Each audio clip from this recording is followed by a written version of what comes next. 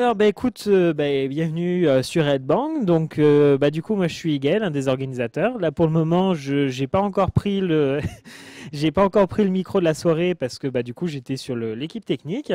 Mais du coup, je profite de ton intervention déjà pour faire ta rencontre et puis pour aussi passer devant la caméra. Donc, Eh ben, alors, très enchanté, merci pour l'invitation.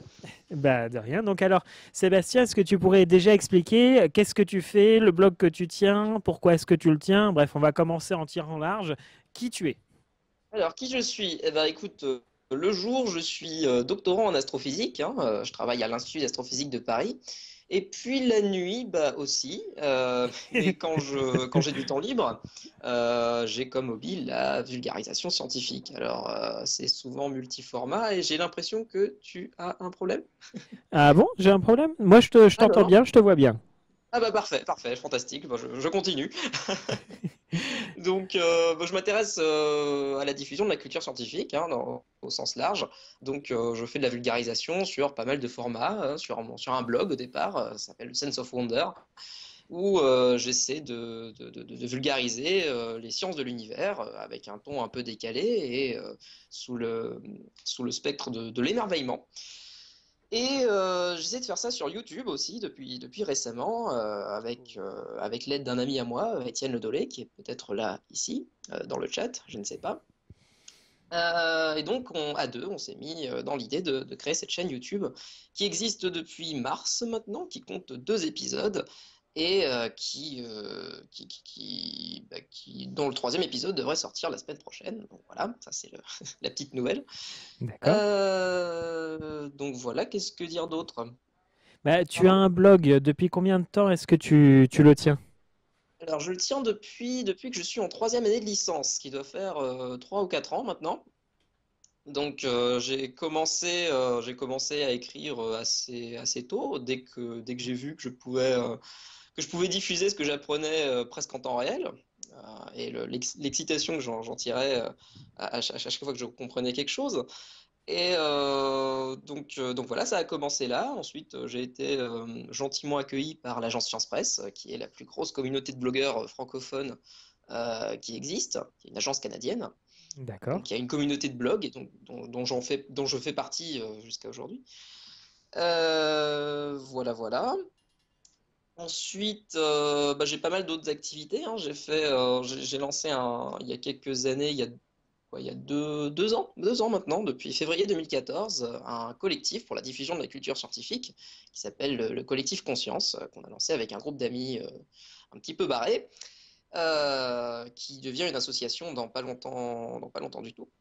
Et grâce à ce collectif, qui est un incubateur de projets de culture scientifique, on a pu lancer un projet qui s'appelle En direct du labo, qui est un compte Twitter collaboratif qui permet chaque semaine à des chercheurs de raconter leur quotidien de la recherche, leur domaine de recherche et leur vie dans le labo au quotidien. Donc voilà, on leur laisse la parole, on leur laisse carte blanche, c'est sur Twitter, c'est En direct du labo. Et on collecte ces tranches de vie ainsi que des biographies de chercheurs chaque semaine sur un Tumblr, en direct du labo.tumblr.com. Et voilà, on a lancé ça avec 7 ou 8 amis. Et bah, ça se passe très très bien pour l'instant. Enfin, on croise D'accord. les doigts. Bah, moi, ce que je te propose, c'est après ton intervention, c'est de passer sur l'IRC déjà pour faire coucou aux gens, puis aussi pour du coup donner les liens dont tu viens de parler. Comme ça, c'est autant l'occasion de pouvoir partager, etc. Avec grand plaisir. D'accord. Et du coup, qu'est-ce qui t'a amené à la vulgarisation scientifique? Qu'est-ce qui m'a amené à la vulgarisation scientifique? Eh ben, la réponse tient en deux mots. Carl Sagan. Carl Sagan, c'est un peu mon grand héros. C'est un astronome américain qui a vécu au XXe siècle, qui a pas mal marqué son époque, hein, vu que c'était l'un des plus grands vulgarisateurs de tous les temps. Il avait lancé une série de vulgarisation qui s'appelait Cosmos, qui a fait un tabac dans les années 80, en tout cas outre-Atlantique, qui est passé en France aussi, mais de manière un peu plus discrète. Ça passait à 23 heures. Donc en France, c'était plus les Bogdanov qui étaient connus. Donc moi, j'ai découvert cette série quand j'étais en prépa, il y a 5-6 ans. Elle a littéralement changé ma manière de voir les choses et ma vie. Enfin, elle m'a donné en tout cas l'envie de partager les connaissances sous un angle un peu différent de ce qui se faisait, enfin ce que je pensais qui se faisait à l'époque, c'est-à-dire sous l'angle brut des faits qu'on nous rabâche peut-être de manière spectaculaire, peut-être de manière sensationnaliste des fois, mais sous un autre angle cette fois, qui était l'angle de l'émerveillement, de l'humanisme et de cette réflexion que Carl Sagan avait à chaque fois de replacer l'humain dans son contexte cosmique. Et donc, c'est ce que j'ai voulu faire à partir de ce moment-là. C'est ce que je veux toujours faire maintenant. Et ben, on verra si j'y arrive dans quelques années. D'accord. Et du coup, vu que tu choisis cette voie, je crois aussi que tu apprécies la partie journalistique, il m'a semblé. Enfin, réussir à relater les faits et aussi parler des nouvelles recherches, etc. Mhm. Pour toi, qu'est-ce qui fait, selon toi, qu'est-ce qui va amener la vulgarisation à être intéressante? Parce qu'il y a une frontière entre la partie où on prend les personnes pour des idiots et la partie où on se loupe, on parle à côté, on pense que la personne elle sait au milieu. Selon toi, quelle est la capacité qu'il faut avoir pour réussir à se placer au juste milieu entre le respect de la personne qui écoute et en même temps le fait de partager un savoir qu'il n'a pas? Je pense que tu as répondu à moitié à la question. Elle vient du respect, du respect de la personne qui va être ton public, en fait. Enfin, je ne pense pas avoir énormément de recul à donner à ce niveau, mais dans mon expérience, je me sers énormément du retour que j'ai face aux gens qui me lisent, qui me regardent, euh, pour améliorer les prochaines productions. Donc, je trouve que c'est très très important et on a la chance de vivre dans une époque où le feedback il est presque instantané. Donc, si on a dit une connerie ou que quelqu'un n'a pas compris ce qu'on a écrit, on peut le savoir quasi instantanément. Et ça, c'est très très important. Et je pense que ça peut jouer énormément pour les vulgarisateurs en devenir. Donc voilà, ça peut être une partie de la réponse. D'accord. Et du coup, toi qui actuellement est dans un cursus d'études sur lequel on va revenir ensuite, Mhm. selon toi, du coup, vu que la vulgarisation est quelque chose qui te tient à cœur, que tu as découvert, selon toi, du coup, quelle est la différence que toi tu perçois juste entre vulgariser et avoir l'envie de vulgariser pour les autres, c'est-à-dire pas forcément avoir réussir, mais déjà avoir l'envie, et simultanément le fait d'enseigner, c'est-à-dire que tu es en contact avec des personnes qui sont là pour te transmettre leur savoir en tant que spécialiste, qui du coup ne sont pas forcément des vulgarisateurs, pas qu'ils n'en aient pas forcément envie, Mhm. mais quelle est la différence entre la vulgarisation et l'enseignement? Ça vient d'une volonté différente ou d'une volonté commune?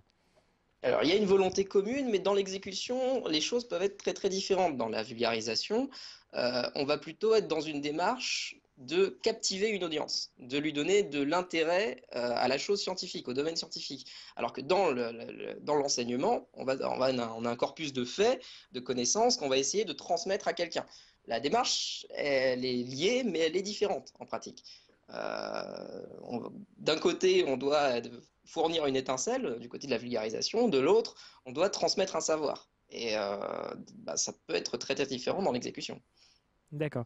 Et du coup, toi, quand tu vas vulgariser un sujet, tu vas te baser sur une réinterprétation d'enseignements qu'on t'a donné, ou alors tu préfères d'abord partir toi-même à la recherche des informations que tu vas transmettre, lire des livres, se renseigner, se documenter, des publications, etc.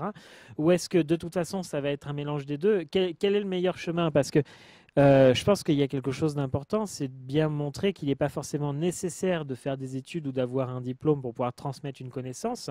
Mais par contre, dans tous les cas, il est nécessaire d'apprendre son sujet. Et du coup, toi, par quel chemin tu préfères le prendre? Tu préfères t'inspirer du coup des connaissances qui t'ont été transmises, ou alors des connaissances qui t'ont été transmises, tu vas les utiliser pour pouvoir aller étudier plus en profondeur un autre sujet qui est encore différent, que toi tu as regretté qu'il ne soit pas approfondi, et ensuite tu en fais un sujet. Sachant Alors, que selon moi, il n'y c'est a pas une pas de question jugement de facile à valeur entre les répondre deux. parce que la réponse elle dépendra de la personne à laquelle vous demanderez. Mais pour ma part, j'écris peu, c'est par souci de qualité de production, euh, notamment parce que je prends énormément de temps, et parfois beaucoup trop de temps, à vérifier littéralement tout ce que je dis. Chaque mot j'écrirai, que je dirai en vidéo, va être va être réfléchi 10 000 fois avant d'atteindre le stade de le faire lire à d'autres personnes. J'ai extrêmement peur de dire des bêtises. Et pour ça, je vais lire non seulement les cours qu'on m'a donnés, j'ai la chance de pouvoir lire le langage de la science en direct, mais aussi beaucoup de vulgarisation. Quelle métaphore on va devoir utiliser pour expliquer un certain concept? Quelle approche on va pouvoir donner? Par quel angle on va pouvoir aborder tel problème? Que ce soit le problème je sais pas, de l'expansion de l'univers ou de la formation des étoiles. Il y a plusieurs manières d'aborder ça. Quelle est la meilleure? Et pour ça, je vais chercher littéralement partout, dans des vidéos, des documentaires qui sont généralement américains, parce qu'on en a peu en France, ou alors dans des livres, j'en utilise beaucoup aussi, euh, et aussi dans les cours que j'ai reçus.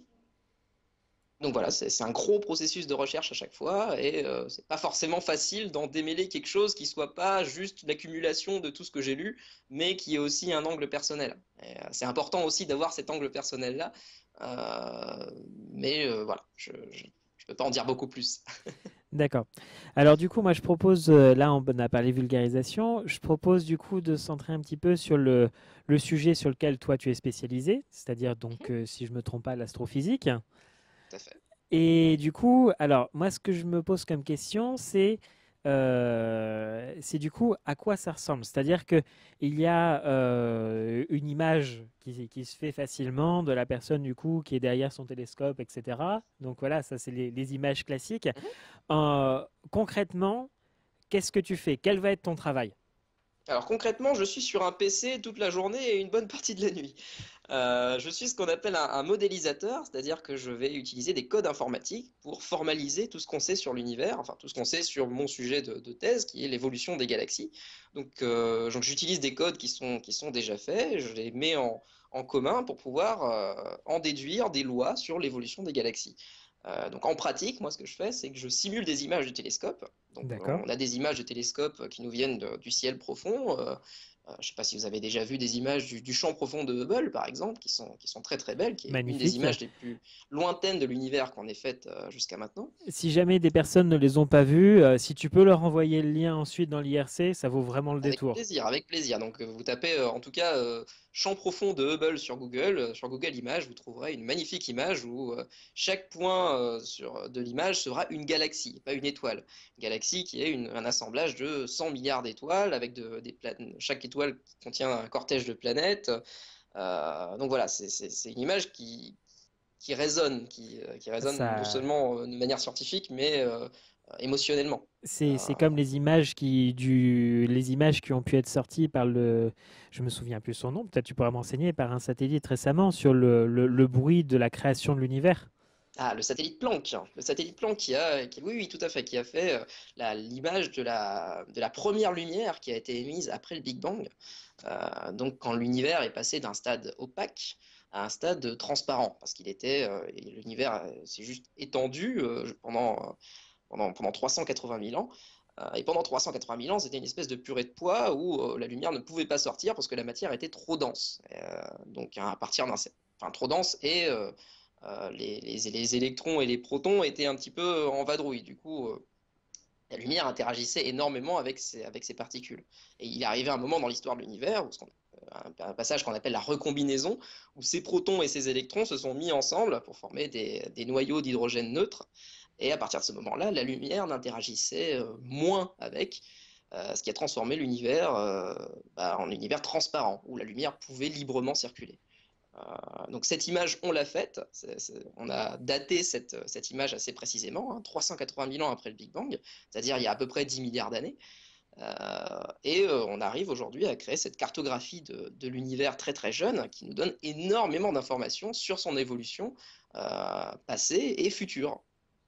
Donc par exemple, on sait aujourd'hui que l'univers primordial, à l'époque de la recombinaison, était extrêmement simple. C'était une espèce de gaz uniforme où partout où on regarde, dans n'importe quelle direction, ce serait à peu près la même chose. Mais la même chose à un certain degré, parce qu'on a des petites fluctuations de température dans les images qui nous indiquent des petites fluctuations de densité de matière qui étaient présentes à l'époque,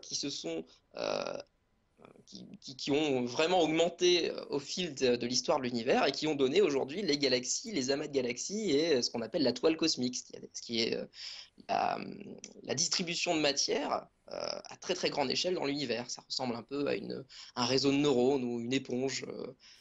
C'est des grands filaments de gaz sur lesquels se tissent des galaxies et des amas de galaxies. Alors, il y a une autre image qui correspond, c'est prenez, cherchez l'image d'Internet avec les réseaux qui se forment. Ça, c'est Mhm. très similaire. C'est assez C'est similaire, c'est assez de similaire. manière très La étonnante. structure n'est pas la même, mais c'est vrai que c'est un parallèle intéressant. C'est un réseau aussi qui se crée au final, bah, bien entendu, d'une intervention humaine et physique, donc voilà, mais malgré tout suffisamment répartie pour être anarchique en fait. Mais C'est elle est ça, organisée. tout à fait. Voilà. Il y a la structure qui émerge du chaos tout le temps, tout en gardant une partie de chaos. Et c'est assez intéressant. Voilà. Et donc là, j'ai une question, c'est comment arrive-t-on à dater une lumière si ancienne? Parce que pour pouvoir réussir à l'atteindre, cette lumière, le satellite de Planck, pardonnez-moi, donnez-moi l'expression, mais il a dû sacrément galérer. Bah, il n'a pas forcément dû galérer. Enfin, on a dû galérer, c'est parce que c'était une espèce d'exploit technologique. C'est-à-dire que pour capter cette lumière, elle est très très froide. Elle est à 3 degrés au-dessus du zéro absolu. C'est la température de l'univers à l'heure actuelle. Et ce rayonnement, on baigne dedans. On peut le voir partout, en fait. On baigne dedans aujourd'hui, la Terre baigne dedans, le système solaire baigne dedans, la galaxie baigne dedans, et il est à peu près identique dans tout le cosmos. Et ce rayonnement, on peut le détecter, il émet dans les micro-ondes, et donc on a pu le détecter grâce à ce satellite, le satellite Planck, qui n'est pas le premier satellite à avoir fait cette image, hein. On avait eu 2 satellites avant lui. Le premier, c'était Kobe en 1900, je ne sais plus combien. Donc c'était peut-être dans les années 70, je crois. Et puis le satellite WMAP, qui est un satellite américain, qui a été le deuxième, qui a été lancé dans les années 90, au début des années 90, qui avait fait une carte un peu plus précise du début de l'univers primordial. Et aujourd'hui, on a la carte la plus précise possible de la distribution de matière dans l'univers primordial grâce à ce rayonnement qu'on appelle le rayonnement de fond diffus cosmologique et qui nous donne pas mal d'informations sur l'univers primordial.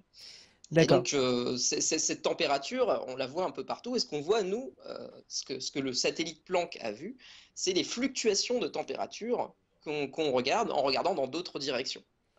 Mais ces fluctuations de température, elles sont extrêmement minimes, hein. C'est des fluctuations de l'ordre de 1 millième de degré. Et donc, si on regarde le ciel, on va, avec un thermomètre normal, on va voir que dans toutes les directions, on va avoir la même température. Ce sera du 3 degrés Kelvin. Enfin 3 Kelvin pour le coup. Par contre, si on regarde avec des thermomètres beaucoup plus puissants, qui sont beaucoup plus précis, donc comme le satellite Planck, on va voir que cette lumière, que cette température, elle va fluctuer de l'ordre d'un 100 millième de degré selon la direction dans laquelle on regarde. Et c'est en remontant à cette information qu'on a pu avoir la carte de l'univers primordial. D'accord. Donc du coup, même si c'est pas forcément là-dessus, si je fais le lien avec ma question initiale, typiquement, une fois que le satellite Planck a réussi l'exploit, il faut des personnes pour pouvoir réussir à analyser la quantité phénoménale de données qui est stockée dedans. Mhm. Et donc à ce moment-là, il faut réussir à tout inventorier, cataloguer, et après seulement on peut commencer à chercher à comprendre. Absolument. Et ça, c'est pour ça qu'on a une grosse communauté d'astrophysiciens qui y a derrière, hein. Ça se compte en milliers de personnes. Les articles publiés grâce à la collaboration Planck, parce que c'est une collaboration internationale. Donc, on a des gens qui travaillent à l'Institut d'astrophysique spatiale, par exemple, qui est un peu le centre de commande et d'analyse de données du satellite Planck.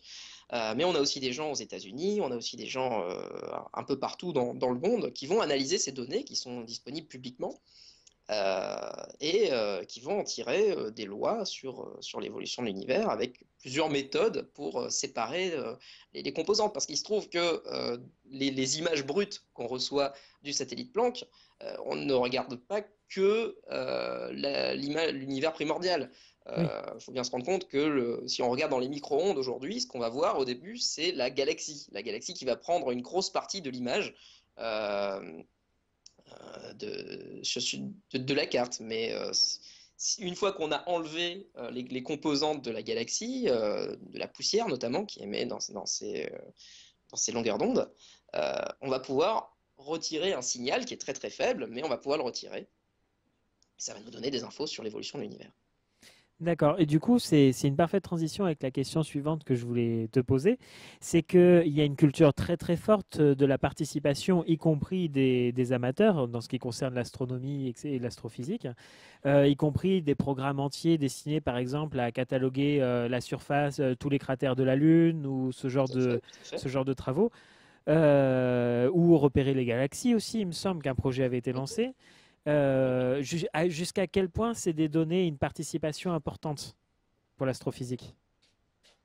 Alors, je ne suis pas directement dans ce genre de collaboration, donc je ne peux pas vraiment prédire la portée de ce genre de science citoyenne.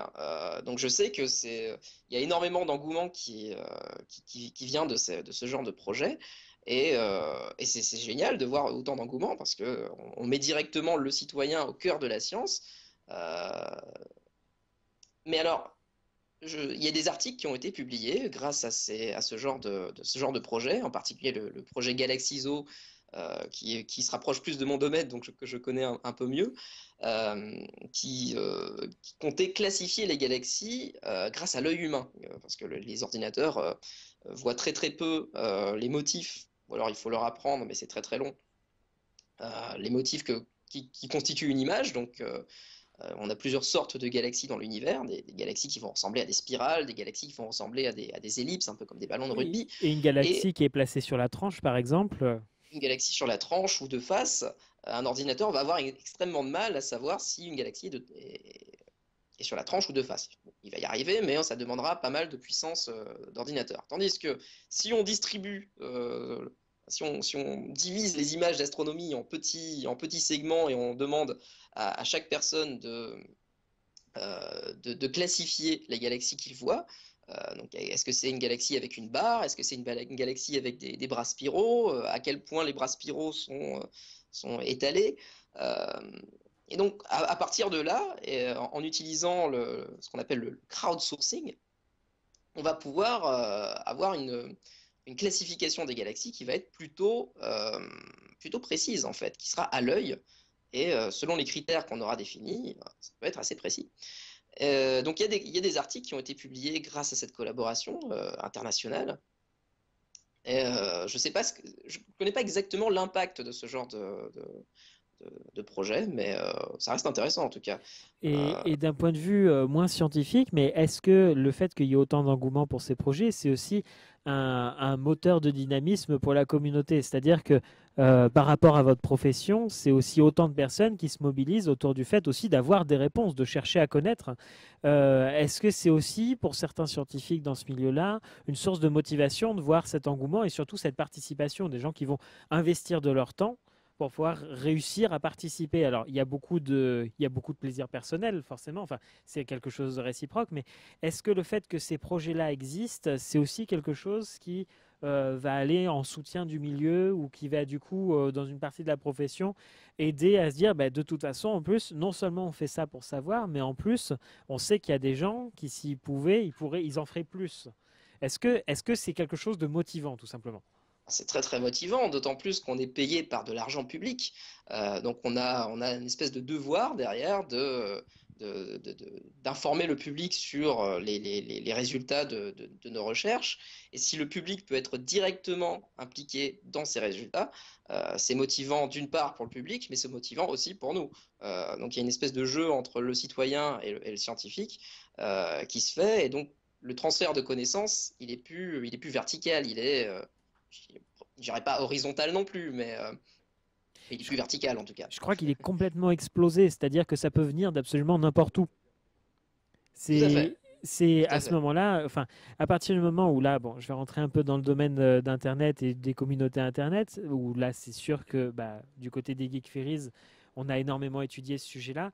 Internet a permis de briser énormément de frontières, y compris aussi des frontières culturelles. C'est-à-dire que sur ce genre de projet participatif, on peut avoir des personnes du monde entier qui participent, qui vont aussi avoir des codes culturels qui sont différents, qui vont permettre d'identifier différentes choses. C'est idiot, mais par exemple, les codes couleurs, il y a des codes couleurs qui sont dans une culture complètement différente d'une autre culture. Naturellement, on est tous inconsciemment tournés vers des choses qu'on reconnaît ou qu'on identifie.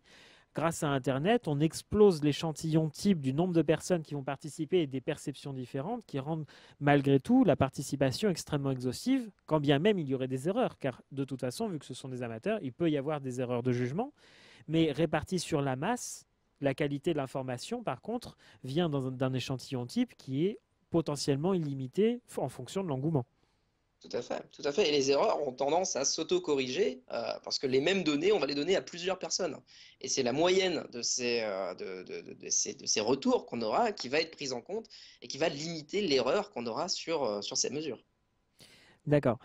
Et donc du coup, toi en tant qu'astrophysicien, donc tu passes la majeure partie de ton temps à traiter cette donnée, car au Mhm. final, une des conclusions de ce que tu nous as dit du satellite de Planck, c'est que aller capter l'information, bien évidemment, c'est la chose, c'est un exploit. Il faut absolument pas dévaloriser. Mais au Tout à fait. final, c'est réellement que la première partie de la première étape à atteindre, car une fois que toutes ces informations sont là, c'est comme la recherche sur l'ADN qui petit à petit, à chaque fois en creusant, dit, ah mais ce bout-là en fait il sert à quelque chose, c'est pas que Mhm. du bruit, c'est pas que du bruit de fond. Et là à chaque fois que vous avez des données qui sont aussi précises que bah, par exemple la carte absolue du fond de l'univers ou de la création du Big Bang, à chaque fois que vous allez chercher quelque chose, à chaque fois qu'il va y avoir un début de réponse, ça va poser 10 questions à la place. Tout à fait. Et ben, c'est comme ça que la science avance au final, hein. À chaque fois, on n'arrivera jamais à atteindre la vérité ultime parce qu'à chaque fois qu'on répond à une question, on en pose 10. Mais c'est vrai que c'est assez exaltant d'être dans une époque où on a ce qu'on appelle l'ère du big data, où on a énormément de données qui nous arrivent, qui sont beaucoup plus nombreuses que ce que nous, on peut traiter en tant qu'être humain. Donc on a besoin de l'aide des supercalculateurs pour ça, on a besoin d'algorithmes qui sont très très puissants pour traiter ces données et sélectionner les plus importantes. Ça se fait aussi beaucoup dans les accélérateurs de particules, hein. On a au CERN par exemple à Genève, on a le plus grand accélérateur de particules au monde euh, qui rejette à peu près 90% de ces données chaque seconde parce qu'il y en a beaucoup trop à traiter. Et donc il faut des algorithmes et de l'ingénierie très très puissante pour arriver à atteindre le cœur du problème sans éliminer des données qui seraient primordiales. Alors, du coup, tu viens de parler de l'accélérateur de particules, mais j'ai envie de te poser une question qui s'éloigne un peu du domaine de la science, mais qui, par contre, est assez intéressante parce que là, c'est une question de folklore, entre guillemets, et du coup, de l'autre côté de la barrière, comment ça se passe? Quand on parle de l'accélérateur de particules et qu'à chaque fois qu'ils vont faire un essai, il y a partout, c'est partagé, c'est est-ce qu'ils vont créer un trou noir, qu'est-ce qui va se passer, etc. De l'autre côté de la barrière, du côté de la profession, est-ce que vous percevez ces rumeurs-là, enfin ces interrogations-là? Parce que du coup, quelque part, c'est légitime, parce que pour les personnes qui n'y connaissent tout simplement rien, si on leur dit, bah, potentiellement, ça peut être que. Mais du coup, de l'autre côté de la barrière, bah, c'est quand même autant de personnes qui savent exactement ce qu'elles font. Donc, comment est-ce que c'est perçu? Alors, on a un spectre des réactions qui est assez varié. Ça va de haha, c'est vachement drôle, il croit des choses stupides, à c'est vachement inquiétant parce que ça donne une image très négative de la science. Moi personnellement, je suis assez étonné de voir à quel point les médias peuvent être sensationnalistes sur plein de sujets, même si bah, c'est le cas depuis, c'est pas nouveau comme phénomène, hein. Mais je pense qu'on a un rôle à jouer en tant que scientifique de débunker, comme on dit, d'éviter la propagation de ce genre de rumeurs qui sont totalement fausses déjà, hein.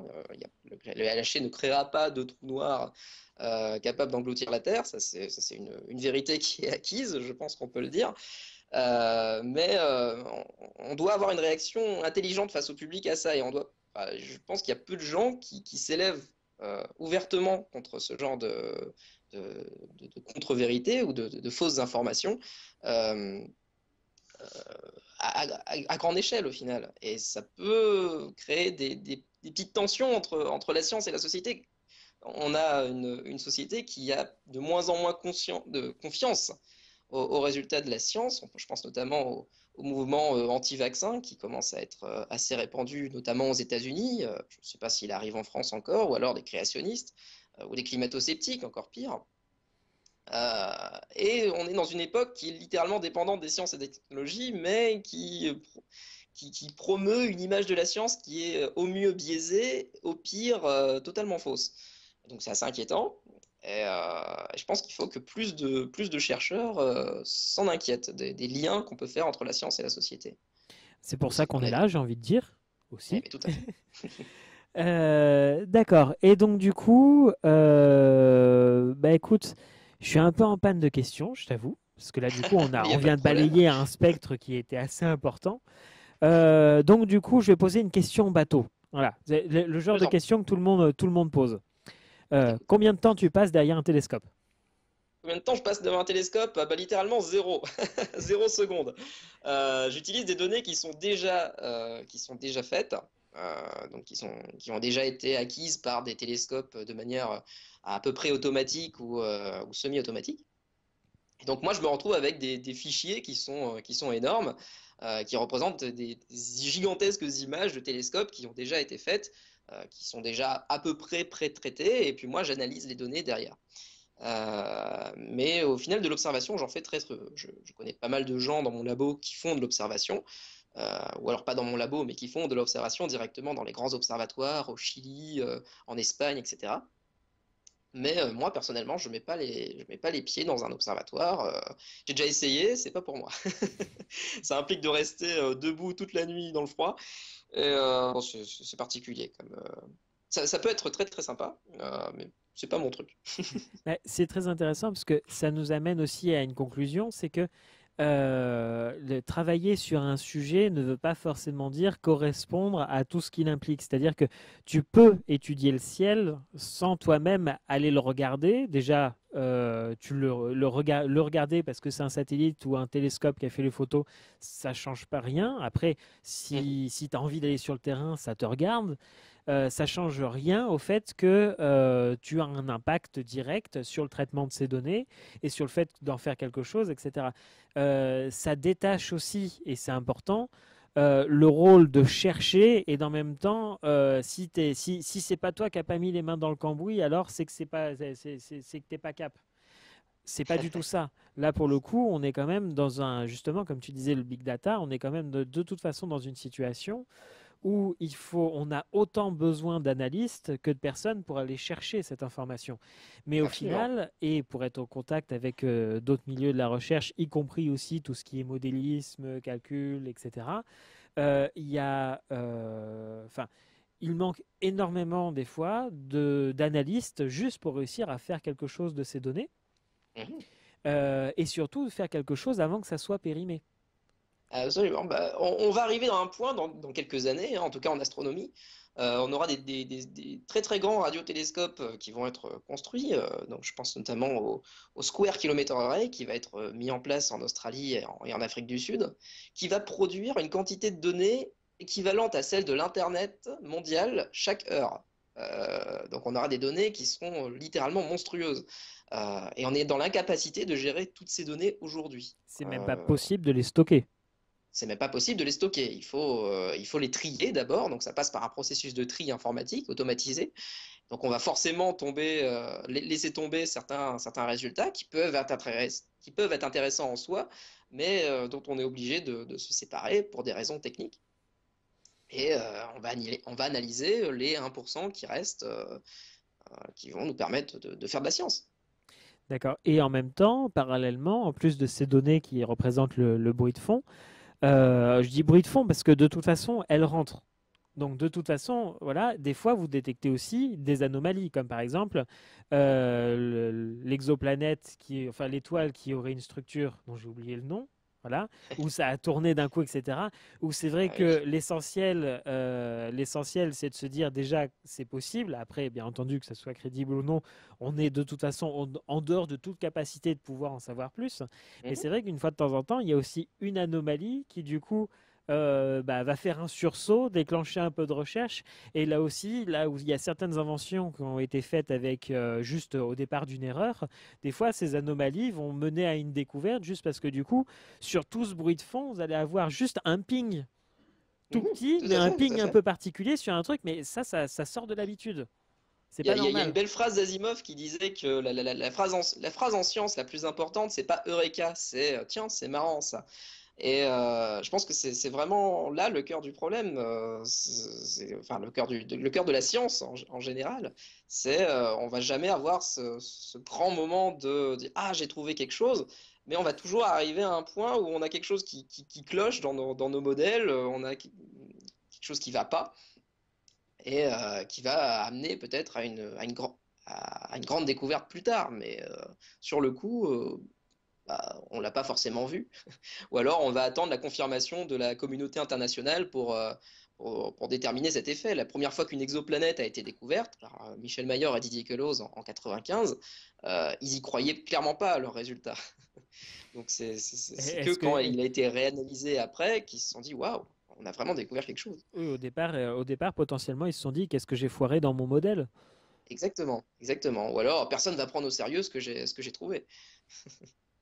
D'accord. Et donc, du coup, là, actuellement, tu travailles sur quoi précisément? Quel est le type de données que tu traites?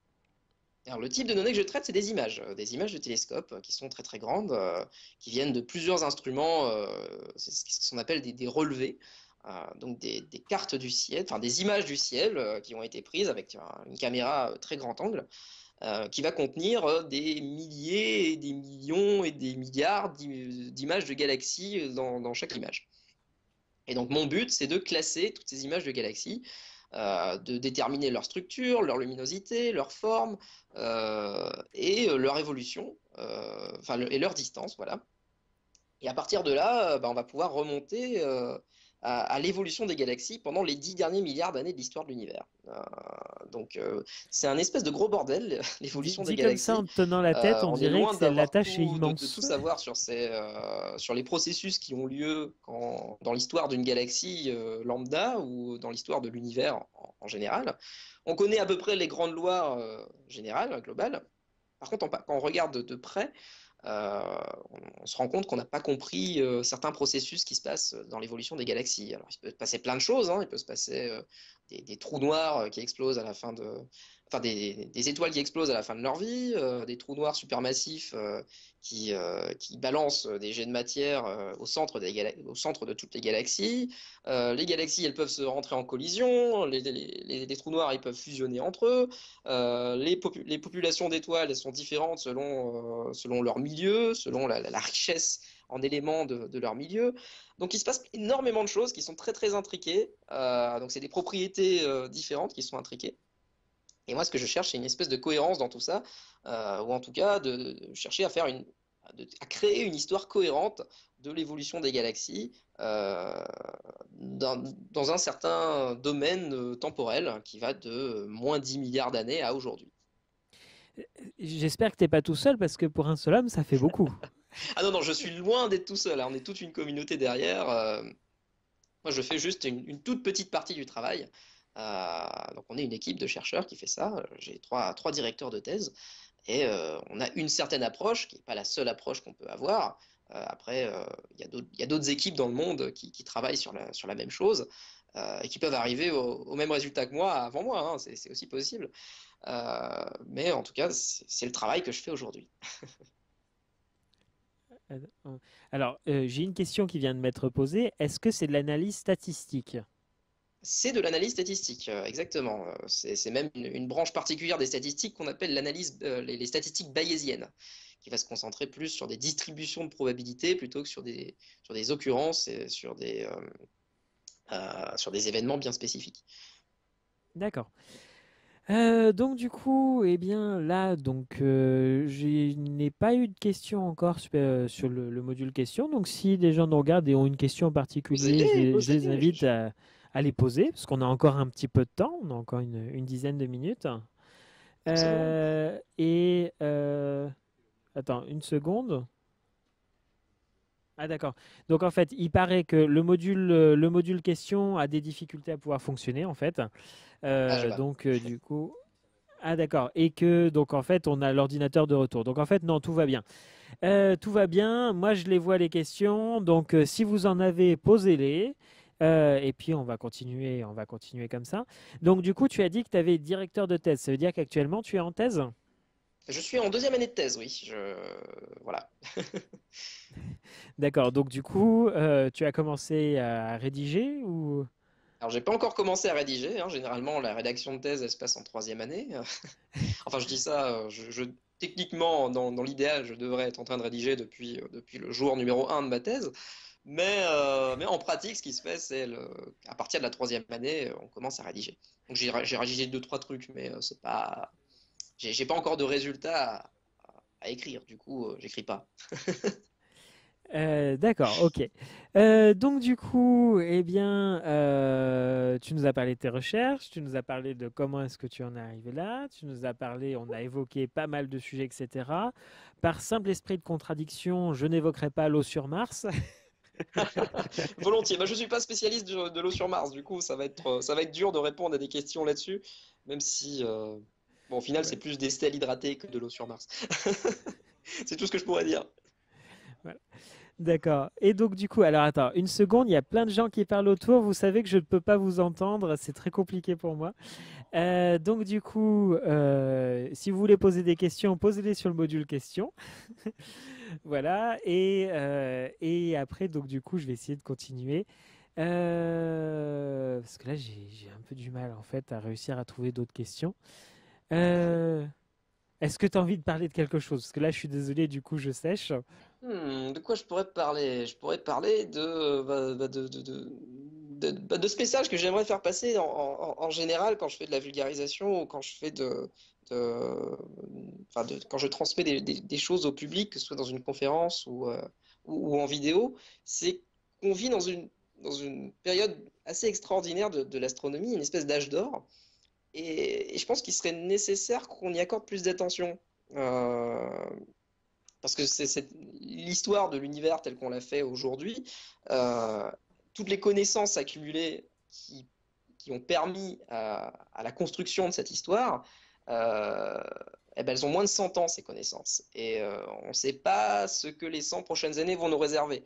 On sait qu'on a énormément d'efforts qui sont mis en commun pour pouvoir arriver à une histoire de l'univers qui est plus cohérente, qui est plus proche de celle de la réalité. Donc, l'histoire qu'on a à l'heure actuelle n'est pas la vraie histoire de l'univers, mais on s'en approche de plus en plus au fil des années. Et je pense que cette réalisation-là, on doit la voir au niveau sociétal.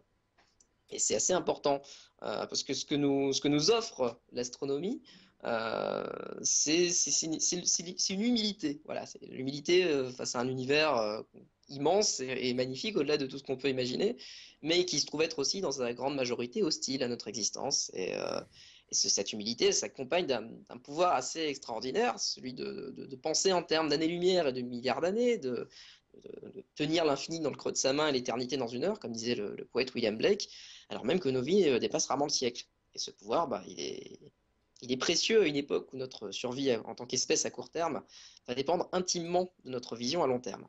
Donc voilà, c'est le petit D'accord. message que je voulais faire passer. Et il est beau. C'est un beau Ouais, merci. message. Et donc, du coup, là, j'ai une question. Est-ce que tes recherches permettraient de découvrir la vie extraterrestre? Alors, bah, j'aimerais bien. C'est un peu le rêve de tout astrophysicien. Malheureusement, je pense qu'on n'en est pas dans mon domaine en tout cas. Je travaille sur des galaxies qui sont des assemblages de centaines de milliards d'étoiles. Donc, ce que je pourrais révéler potentiellement, c'est à l'échelle des galaxies, une histoire un petit peu plus cohérente, un petit peu plus intriquée que ce qu'on a à l'heure actuelle. Je pense pas qu'on en entendra parler dans les journaux à la manière des recherches américaines dans les prochaines années, mais en tout cas, c'est ce qui fait ma vie de tous les jours et ma passion pendant les 2 prochaines années en tout cas. La vie extraterrestre, il y a une sous-branche de l'astrophysique qui s'en occupe, qui s'appelle l'exobiologie, l'astrobiologie, quand on en parle aux États-Unis. Et donc, eux, ils font vraiment directement ça. C'est-à-dire, ils cherchent de la vie dans l'univers de plusieurs manières différentes. Alors, on peut chercher de la vie dans l'univers en montant des missions spatiales qui vont dans des lunes de Jupiter ou de Saturne, par exemple, où on pense qu'il y a des océans d'eau liquide sous la surface qui pourraient laisser penser à une évolution de la vie extraterrestre. Alors, dans notre système solaire, on aurait déjà des pistes de là où on pourrait aller voir pour chercher de la vie si elle existe. Après, l'approche, elle peut être une approche basée sur des radiotélescopes. Alors, c'est ce que fait le SETI, l'Institut américain de recherche d'intelligence extraterrestre, qui cherche des espèces de signaux dans la lumière, des signaux qui seraient artificiels. Dans le cas de l'étoile qui a été détectée avec des structures un peu bizarres autour, qui sont très très certainement des nuages de comètes. Mais voilà, par souci d'être sûr, le SETI a pointé ses radiotélescopes sur cette étoile pour voir s'il n'y avait pas un signal un petit peu bizarre. Donc je ne pense pas qu'elle ait trouvé quoi que ce soit pour l'instant. Et ça reste très, très hypothétique. D'accord. Mais en tout cas, c'est des recherches qui se font aujourd'hui et c'est assez sympa de se dire qu'on est dans cette époque où on peut prendre la question de la vie extraterrestre au sérieux et sous le spectre de la science, c'est pas juste des élucubrations sans fondement. On sort du domaine de la théorie et on essaye de se rapprocher du domaine de la connaissance pour le coup. Mais c'est ça. Alors, du coup, j'ai deux questions. On a encore quelques minutes, donc du coup, on va essayer. Mais du coup, bah, c'est maintenant que les questions arrivent. Donc, du coup, une première, est-ce que la NASA pourrait observer, par exemple, la destruction d'un système solaire par l'étoile de la mort? Alors, il faudrait faire des calculs, hein. La destruction d'un système solaire. Alors l'étoile de la mort, elle détruit des planètes, elle détruit pas des étoiles. Tout à D'ailleurs, il y a une fait. théorie sur le prochain Star Wars qui dirait que sur ce qu'on voit sur l'affiche, ce serait pas une étoile de la mort, ce serait une étoile de la mort, mais qui détruirait des étoiles. Ah, De la le mort Star qui Killer. tue. Donc on sait pas exactement. Mais ce serait marrant. Ça produirait des rayonnements assez intenses, j'imagine, qui seraient potentiellement détectables. Alors la NASA, c'est vrai qu'on a cette espèce de vision populaire de la NASA qui fait à peu près tout, mais elle n'est pas la seule à faire des trucs, hein. Il y a plein de gens qui font d'autres choses très très stylées qui sont pas la NASA. Et en Oui, mais ça, particulier, le SETI ne c'est pas. dépend pas de la NASA, hein. C'est Pardon? parce que le problème, c'est que la NASA, ils avaient recruté Bruce Willis, donc du coup, Absolument, absolument. Mais bon, voilà, c'est une question. Je ne sais pas si on aura la réponse aujourd'hui. Mais c'est vrai qu'elle est intéressante à poser. Après, il y a des considérations théoriques assez sympas, hein, je pense notamment à ce qu'on appelle les sphères de Dyson. Alors, les sphères de Dyson, ce seraient des sphères hypothétiques de civilisations avancées qui seraient des coquilles sphériques qu'on enfermerait autour des étoiles pour capter toute leur énergie. Ce serait le signe d'une civilisation avancée et ça nous permettrait, enfin, ça générerait un rayonnement assez caractéristique qu'on pourrait détecter théoriquement avec des télescopes. Bon, alors, on n'a jamais détecté de tels rayonnements, et donc c'est très très hypothétique pour l'instant, mais c'est vrai que réfléchir à ce genre de possibilités, c'est assez drôle. d'accord. Et du coup, bah, il nous reste 4 minutes avant de terminer notre horaire. Deux, en fait, on me dit. J'ai une dernière question qui, philosophiquement, est très intéressante. C'est une très belle question. Est-ce que ça donne pas d'insomnie de travailler sur des informations aussi vertigineuses et gigantesques? Ça peut donner des insomnies, pas forcément pour la beauté du truc, mais plutôt pour des questions de recherche au quotidien et de temps de recherche, tout simplement. On a des questions qui sont assez complexes et qui demandent énormément de temps de cerveau disponible. Mais c'est vrai que de regarder des images qui ont probablement jamais été vues avant par un œil humain, ça fait quelque chose. Ça fait quelque chose. D'accord. Eh ben écoute, je te propose du coup de rejoindre les gens sur l'IRC, s'il y a du monde qui est intéressé, d'envoyer quelques liens. Et puis, bah du coup, nous, on va devoir rendre l'antenne. Donc, Sébastien, ça a été un réel plaisir de discuter avec toi. Un plaisir plus que partagé. Merci beaucoup pour l'honneur de l'invitation. J'espère qu'on aura l'occasion de remettre ça, du coup. Eh Voilà. ben, et moi donc. C'est vrai que l'avantage de Headbang, c'est quand même le module par Skype. C'est au moins tout le monde peut participer où qu'il soit. Même C'est si un dans... concept que je découvre et que j'adore, hein, donc continuez, c'est vraiment génial. Ça marche. Bah écoute, du coup, je vais te souhaiter une bonne soirée. Je vais laisser la main parce que du coup, il va falloir installer l'intervention suivante. Et puis, bah voilà, je te dis à la prochaine. Et ben, à la Et prochaine, merci pour tout, et puis bon courage avec la technique. ça marche, on devrait réussir. Allez, bah écoute, bonsoir et à bientôt. Allez, bye.